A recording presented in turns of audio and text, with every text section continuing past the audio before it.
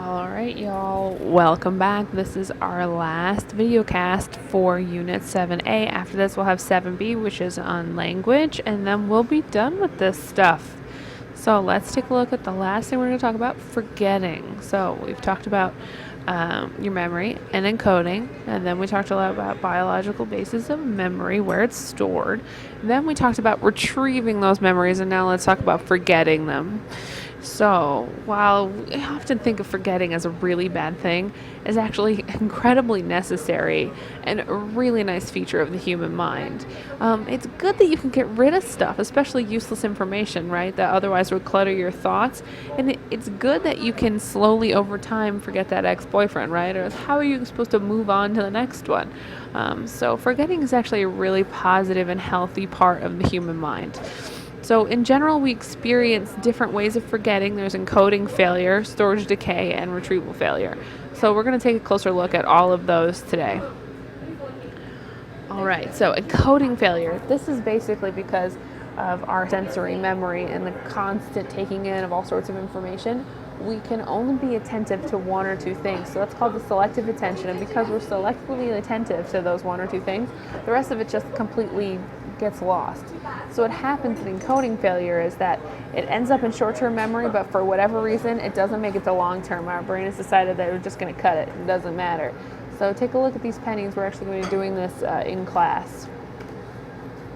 Storage decay, this is that Ebbinghaus stuff where he finds that after encoding occurs, sometimes we forget things later. His research is known as the forgetting curve, and this is kind of what happens. So you remember about 100% of what you just learned in the next 20 minutes. In the first 20 minutes, it drops significantly from 100 to 60% of what you just learned.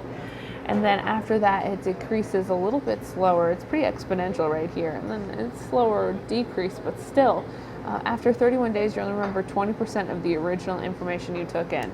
Unless, of course, you're relearning and trying to remember that info. So, retrieval failure. This is that the information is there in your long-term memory, but for whatever reason, you can't pull it out and bring it to the short-term memory. There's a couple of different things that happen here. One is that tip of the tongue phenomenon.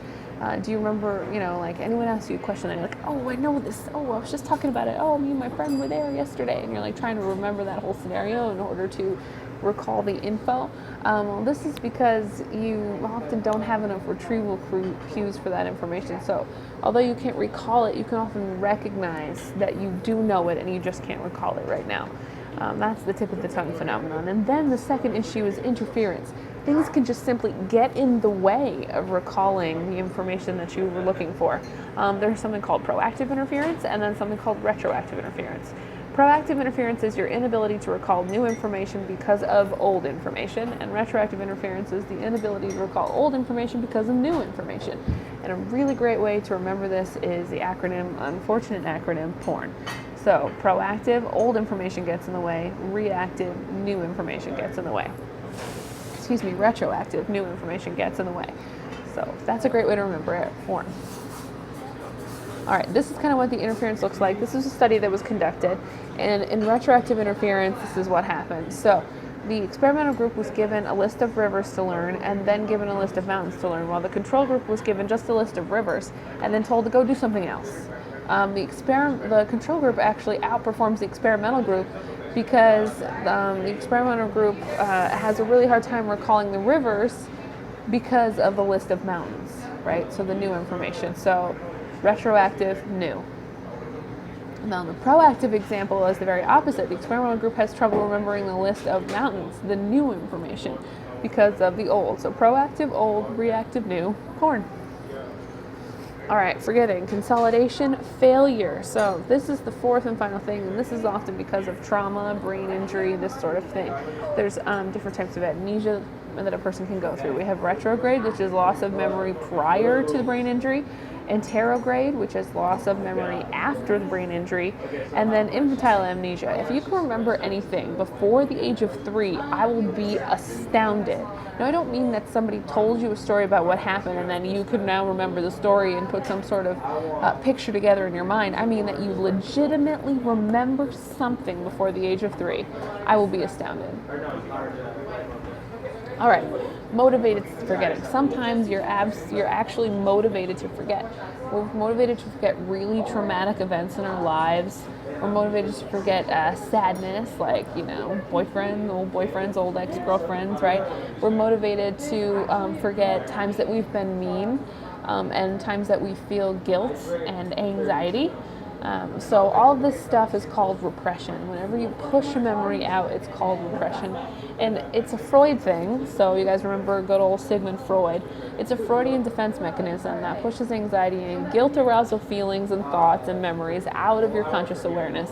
So that's the clue there. It's still there, but it's in the subconscious, and it's hard for you to retrieve it because it's not in the conscious brain. All right, let's look at how your memories are constructed. So, memory construction. Gilbert finds that information given after an event alters the memory of the event.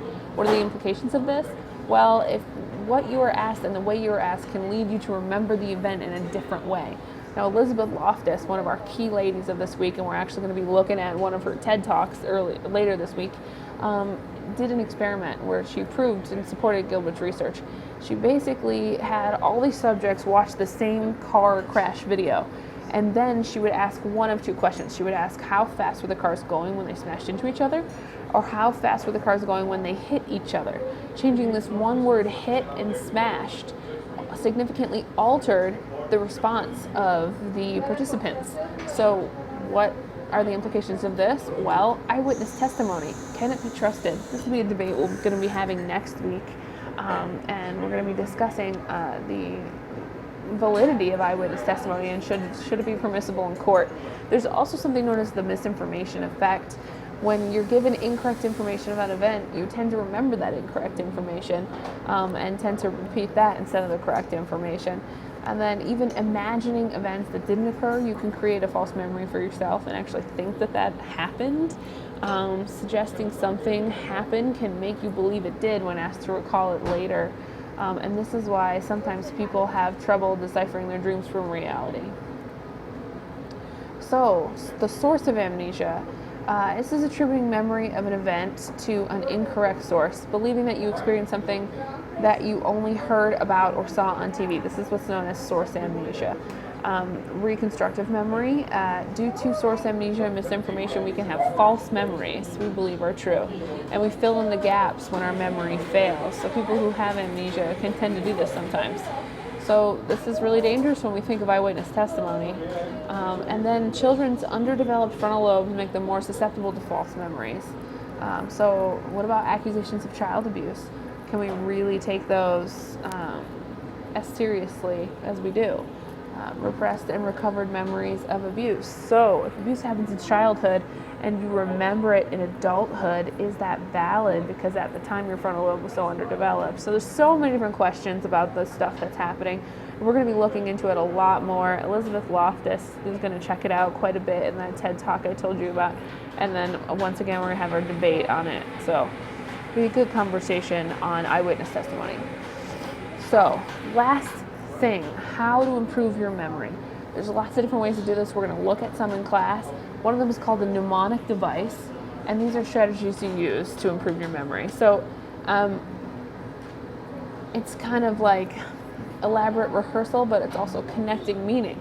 So a mnemonic device will be like an alliteration, like awesome Allison, right? You remember the name Allison because you put an alliteration with it, you put another word with it. So once again, like mnemonic devices are basically just making those retrieval cues, but they're doing it in a certain way.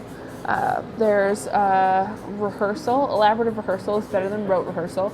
Elaborative, to elaborate on things, right? And to put meaning to your words. Rote rehearsal is just trying to say it over and over and over again, or write it over and over and over again until you get it. It's really mindless. That's not going to work. But elaborative rehearsal, that'll work. Organization of material in meaningful ways. The SQ3R, survey, question, read, recite, review. We did this in class one day, I do believe, but if not, we will practice it. Overlearning, so if you learn way more than you need to know for the test, like say I just want you to know the definition of a word, but then you go into everything about it, the history of it, the people that do it, the the research that's done, all these sorts of things, if you overlearn the topic, then you're more likely to remember the basic information that you need to know. Meta memory is being aware of how your memory works, and in doing so, you can understand these things and help, improve your memory. Spaced practice. So you want shorter sessions of practice over an extended period of time. This is better than mass practice. And then we talked about this a little bit already. We picked up this one in one of the previous videos. Then the PEG word system. This is an image and word you associate and assign new material to each PEG visually. So we'll go over this one in class if you don't quite get it. Then you want to minimize your interferences to improve your memory. So when you're studying for things, you want to minimize the amount of information that gets in the way of old, and the amount of old information that gets in the way of new. You want to minimize all the distractions in the room, that sort of stuff. And then maximize your retrieval cues, your state and your location. Like, you want to maximize the number of connections that you have to the same piece.